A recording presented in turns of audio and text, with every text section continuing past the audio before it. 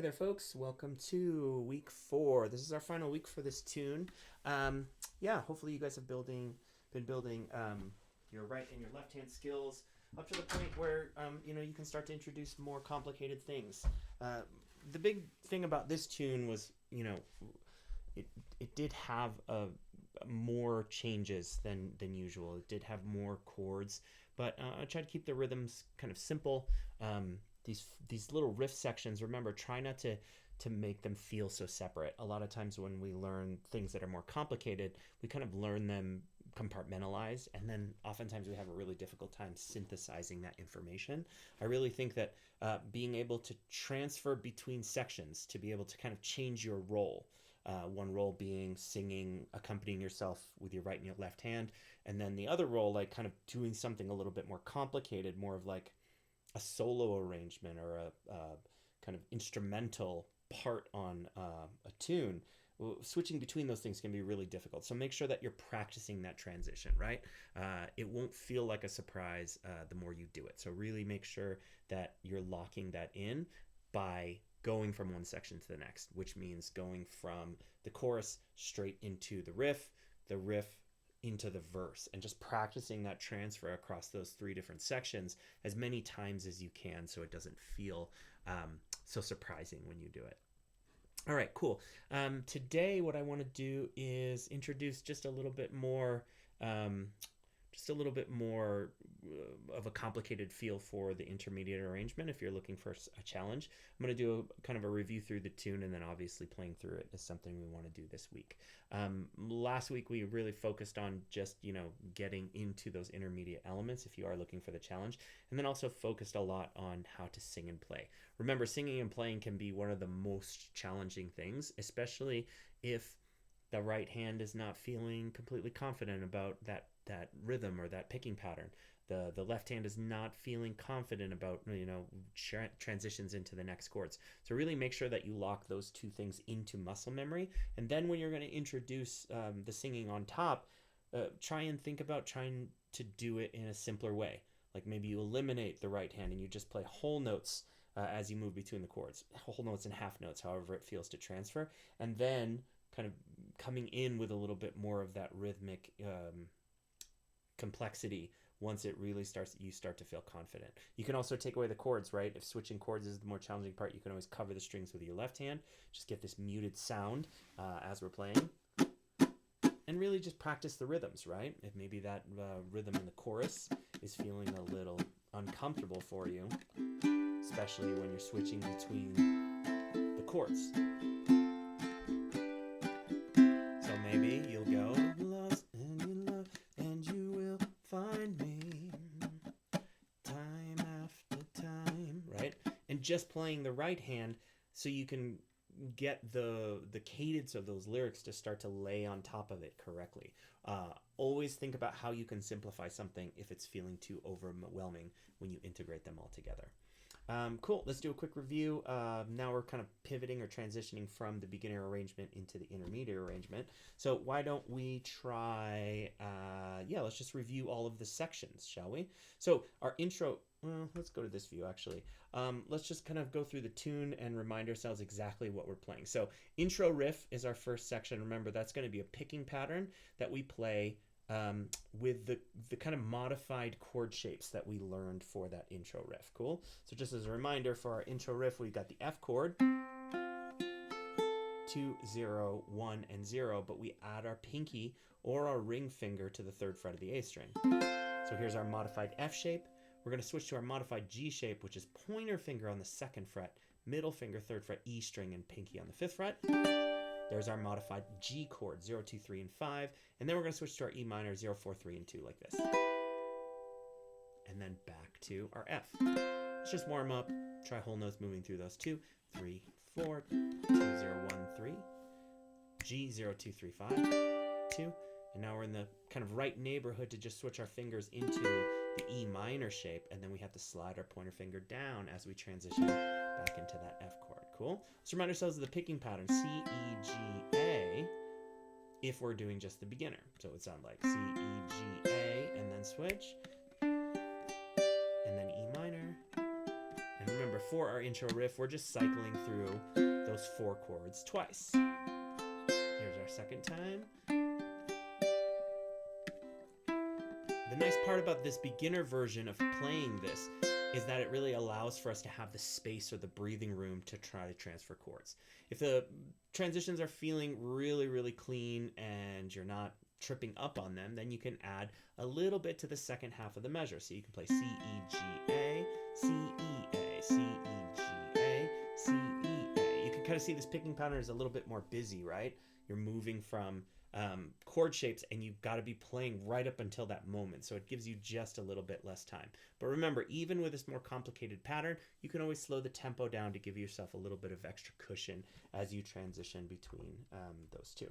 So let's see if we can try it. 2, 0, 1, 3, moving 0, 2, 3, 5, E minor here, and then back to the first chord. And remember, our picking pattern is C, E, G, A, C, E, A, and we've got to switch right away. See how I put that gap there? That's what we want to avoid.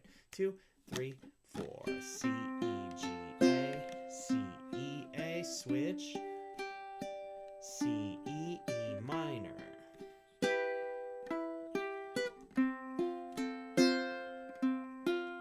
Beautiful. Now let's repeat. Here's our intro.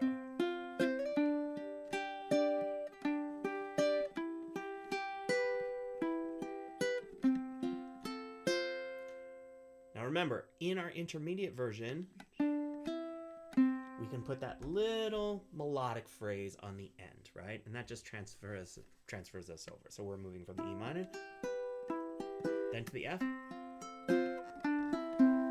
You can play that little melodic phrase. That's going to be a little bit more of a challenge, but it's going to sound a little bit more like the recording. Cool? So let's go ahead and play through that, and then we'll move into the verse section, which is going to be lying in my bed here. Remember, we're playing down, up on the offbeat, and then down on 4, and we're switching chords on that offbeat strum, right? The up strum. All right, let's give it a try. Intro into verse. 2, 3, 4, 2, 0, 1, 3, and then 0, 2, 3, 5, E minor, back here to the F chord. We repeat. C, E, A, C, E, E minor, and F. Nicely done. And then remember, for that last little line, you can play 2 on the C string, 0 on the E string, and then back to open C string. Cool? Now we're going to switch into our verse. Lying in my bed here, the clock tick and think of you, and I'm caught up in circles. Precision is nothing new. All right, now we get into our next section, which is the bridge. And remember, once we know how to play that verse, it's going to repeat every time. Verse 1, verse 2, verse 3. They're all going to sound similar, and you're going to do the same thing. Only difference is that those lyrics are changing. So let's focus a little bit on the bridge. Remember, this one is where we're changing rhythm. We play 1, 2, up, right? It's actually the same rhythm that we were playing before, but instead of this longer space, see how I did that? 1, 2, up. We just played the down strum on 2. 1, 2, up, just like that. 1, 2, up. Second half of the rhythm is empty. 1, 2, up. Here we go. Ready? F to G. E to F. Nice. F to G, and then to the E minor. And remember, for the rhythm that we play on that full length of E minor, that's the same rhythm as the chorus, which the chorus is our most busy, filled out rhythm. It sounds like this. 1, 2, and 4, and down, down, up, down, up. Cool. So in our bridge, it gets mostly empty until we get to that one full measure of E minor. Let's give it a try. Oh, 1, 2, bridge 1. Here we go. Flashback. Warm nights. Almost left behind. Beautiful. Suitcase of memories. Half measure, and then into the next verse. Cool? All right, now let's get to our chorus. Actually, no, let's go to our second bridge. Remember, our second bridge is just omitting that half measure of F and then half measure of G. So really it's the same kind of beginning, it just cuts it short and goes straight into the chorus. So let's see if we can try bridge 2, 2, 3, 4. Then you say, go slow, full measure after F and G, full measure E minor, change the rhythm, good. Now here we just go F to G, E minor to F, the second hand unwinds. F to G, hand unwinds, if you lost, and then you're going into the G chord. And we talked about this a little bit last week. If you want to, this is not written in the arrangement, but if you want to, you can actually play the chorus progression for that very last measure. So I'll go F to G, and then on the E minor to F, I can go kind of with that more filled out second half, right? All right, cool. So now let's go over our chorus, which is the last part that we need to know. G and then A minor, and then we go F to G, and then full measure on C. And remember, our rhythm sounds like this, just like that. 1, 2, 1, 2, ready, lost, then look, A minor will find me, F to G, time after time, nice, if you fall, I will catch you, I'll be waiting, half, time after time, nice. And remember, for our kind of more filled out way to play that half measure of F to G, I can play down, down, up, switch, down, up. Cool? That's our little variant that we can play for that split measure. Cool? Let's go ahead. Second rotation of the chorus. 2, 3. If you lost, you can look and you will find me. F to G, time after time. Second rotation. Fall, I will catch you, I will be waiting. F, time after time. Nice. And then let's go over our interlude riff. I'm actually not going to review the beginner part because, we kind of worked on that in week 1 and 2. I'm really going to focus on how to change. This is kind of the big chunk of content for this week. How to change the riff that we were doing before. How we taught it last week was just starting with that picking pattern, just like we did for our intro riff with this chord shape. Now, the difference that we kind of added was that we're going to play a melody. C, E, G, A. And then we're going to add the second fret on the A string, and then we're going to put a little fill note in between. C, E, G, A, C. And then move it to 2 for the A, right? C, E, G, A, C, 2, right? And we just kind of like meander through chords. Same kind of concept, right? We do the opening picking pattern, and then we play the C string as a fill before playing our resolving note. And then here, and then we played our little descending line, right? Now, what we're going to change when we kind of move into the intermediate part is, I really want you to think of it almost as identical. What we're really doing is substituting one of the notes, the first note in every measure, with a chord instead of the single note on C, right? Just want to familiarize yourself with the picking pattern that you already know. C, E, G, A, inside, outside. It's really helpful to have that as your guiding, as your kind of guideline. But what's really cool about the intermediate version is that instead of just thinking melody and arpeggios, what this starts to do is introduce a little bit stronger harmony. So what we're going to do is replace the C, E, G, A as our opening. We're going to replace it with a strum. So now our sort of pattern overall that we need to learn how to play is strum E, G, A. And you notice this should feel very similar to what you were doing before. Only difference is instead of playing C on the first beat, we're just going to put a strum in place of that C. So what we're doing is strum E, G, A, strum E, G, A, strum E, G, A. So if we add that to the phrase we already know how to play, it's just that F, strum E, G, A, C, and then second fret. Strum E, G, A, and then that's a quarter note. We fill with the C string and then move it to 2. Now, what gets different in this sort of more advanced arrangement is that we were kind of setting up for the open A note in our next 2 chords, which were G and E minor. And we sort of taught ourselves how to play this G with our middle finger off.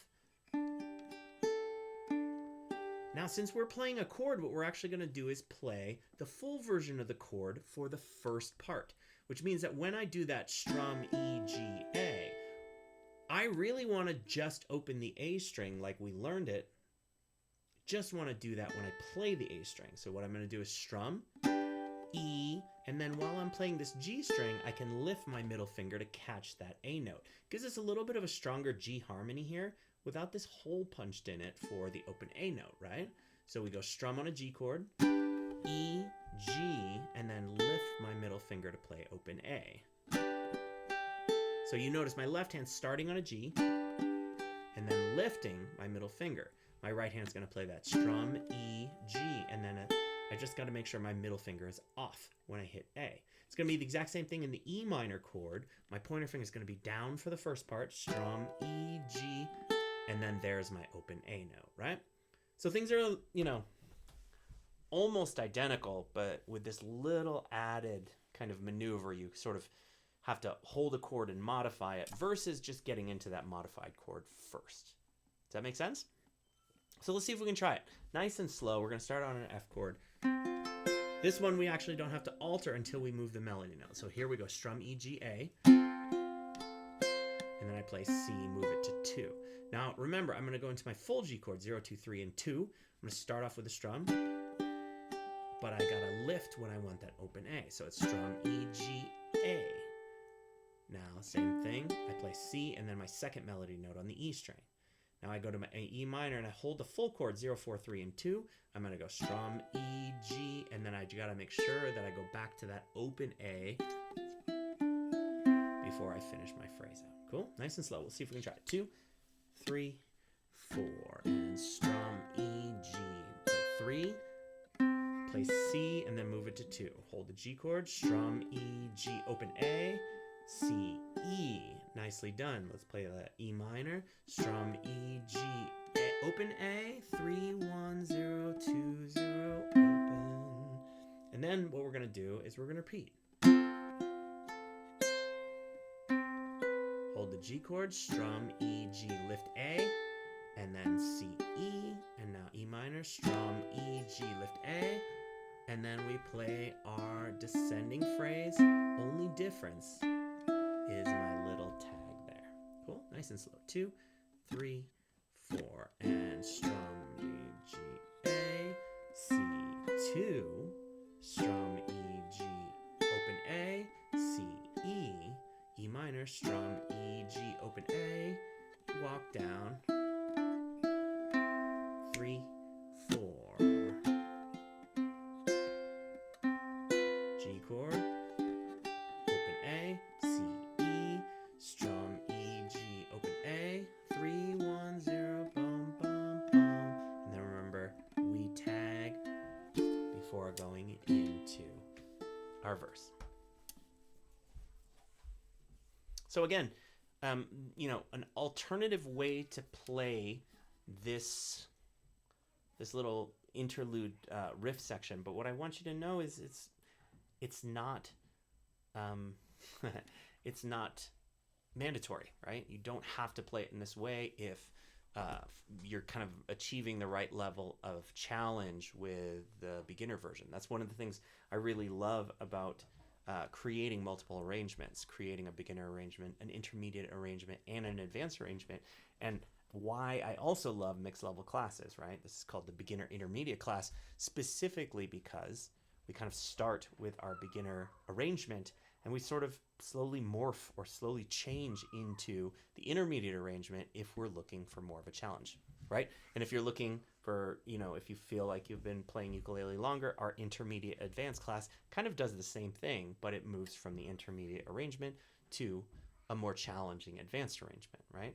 I'm always looking for ways to differentiate people's learning so that you're not just feeling like you're kind of stuck in one lane or one box. I really feel like those 3 levels, I don't even like to say them beginner, intermediate, and advanced, because I often find that people are, feel like beginners with certain skill sets, and certain songs that are challenging can feel easier for people. It's all different. And so really you're kind of in a gray area between levels almost all of the time, rather than saying I'm just a beginner or I'm just an intermediate. A lot of people are kind of in between, especially moving between songs and moving between skills.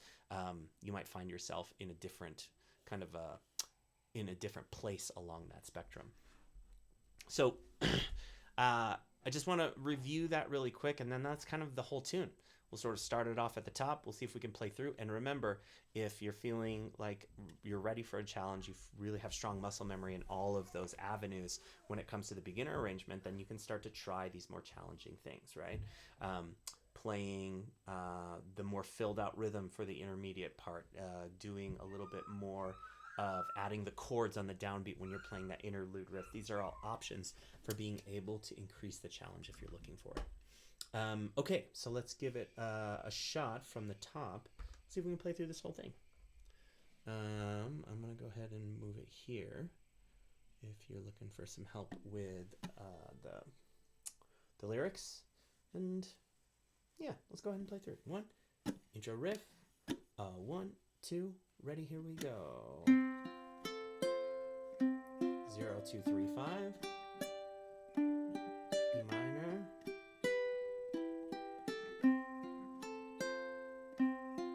F.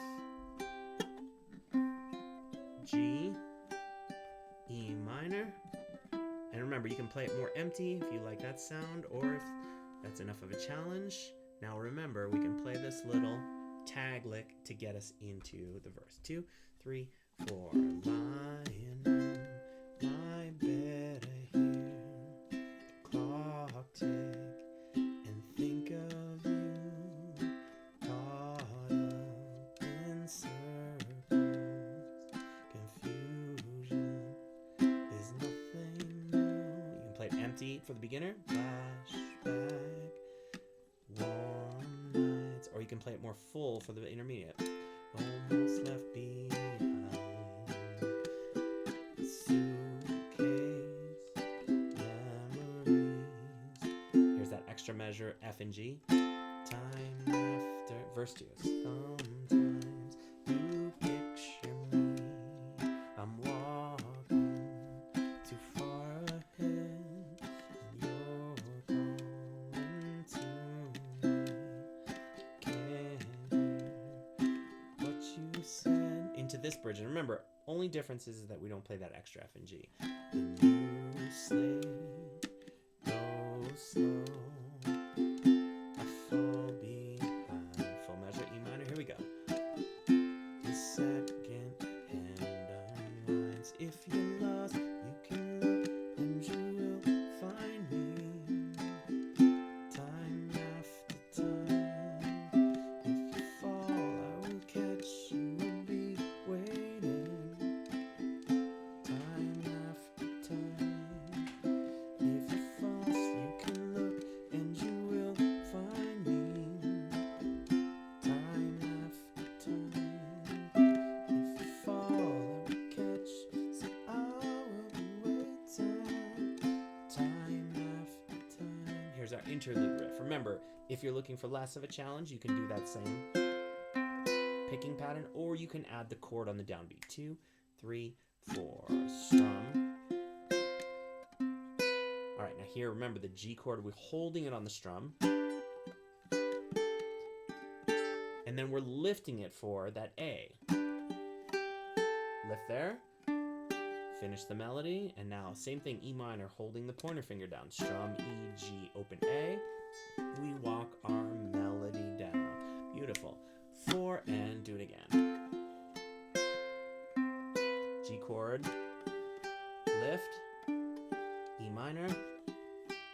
We walk 3, 1, 0, 2, 0, and then our second ending. Verse 3. My picture fade, darkness has turned to gray. Watching through windows, you're wondering if I'm okay. Bridge threads stolen, fallen down, and then the drum beats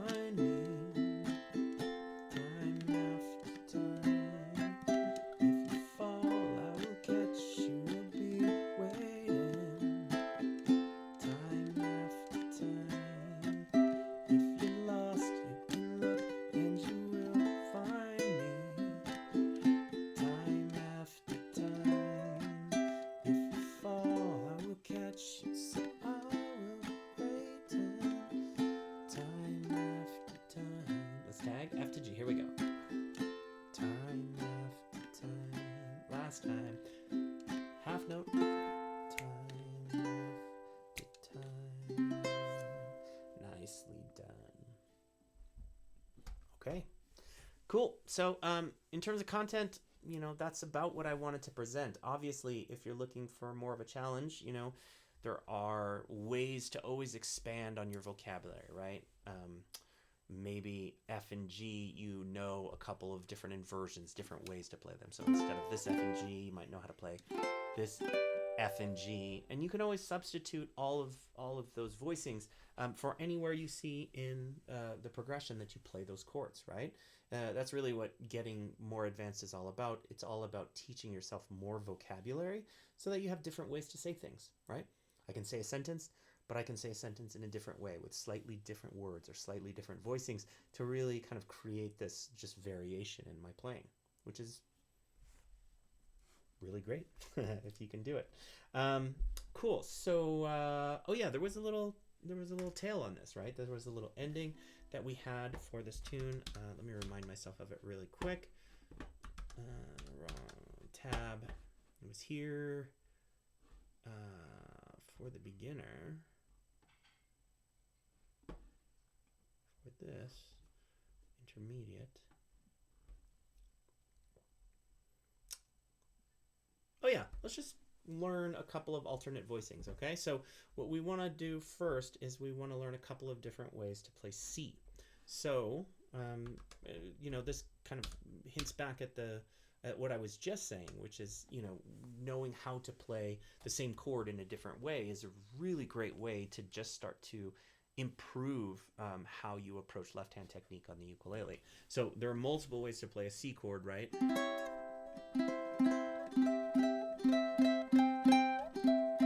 A lot of different kind of voicings for the exact same harmony. C, E, and G are the notes that I'm playing. So let's go ahead and review a couple of my favorites. The first one is 0, 0, 8, and 7. All right, so this is an alternate voicing for a C chord. There's kind of the way that you might know how to play that chord. And here is an alternate voicing for that chord. 0, 0, 8, and 7. I'm putting my middle finger, 8th fret on the E string, and then my pointer finger on the 7th fret of the A string. This is a lovely sounding chord, and if you play this chord as an ending, then it can feel like you're moving to a destination, right? Because remember, we tag this tune twice. We go F time, F time, right? Time after time. So why don't we try ending the song on that tag with that different version of C? And remember, this C chord is just slightly different. I'm playing 0, 0, 8, 7 instead of 0, 0, 0, and 3. Cool? So how this would sound at the end, it would be like, I will be waiting, time after time. Our first chord would be normal. Time after time. And then we try whole notes. Time after time. And you can kind of hear how, you're not only presenting your ending with a little bit of slowdown in tempo, so you can kind of feel that change, you're also offering an alternative voicing to that C chord. So instead of playing this normal C that we all learn, you can kind of stretch the voicing out and make the ukulele sound a little bit bigger, right? Let's try it one more time. 2, 3, 4. F time after time. Let's try whole notes. F, G in that alternate. Time after time.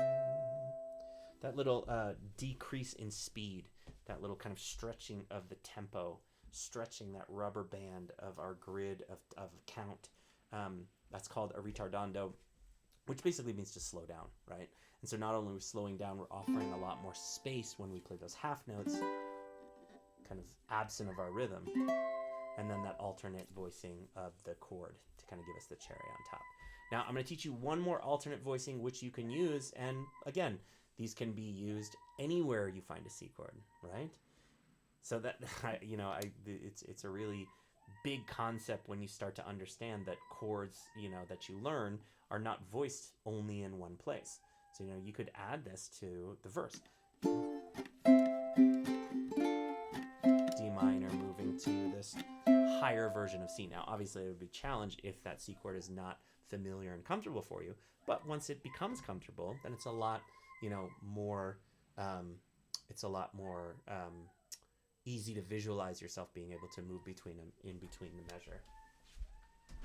Hey, Orion, I'm recording, buddy. A little bit quieter, please. Sorry about that. My kid is making loud choo-choo noises with his train, which I hate to make him stop because I would love to be playing as well, just like him. So anyway, another version of a C chord, and this is the one I use to end the intermediate piece, is one of my favorite, kind of one of the widest voice Cs that you could make. Open string, 12th fret, and then 15th fret to finish.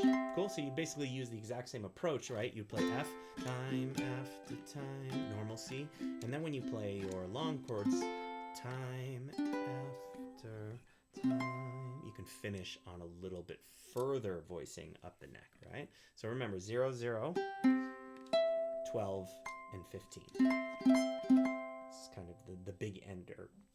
2, 3, 4, F, time after time, and then half note to half note, and then finish on this chord. Cool. Let's see if we can try the whole last chorus. If you're lost, you can look and you will find me. So we're kind of zoomed in on that bottom line there. And then when we do our tag, you kind of see it, F to G to C, time after time.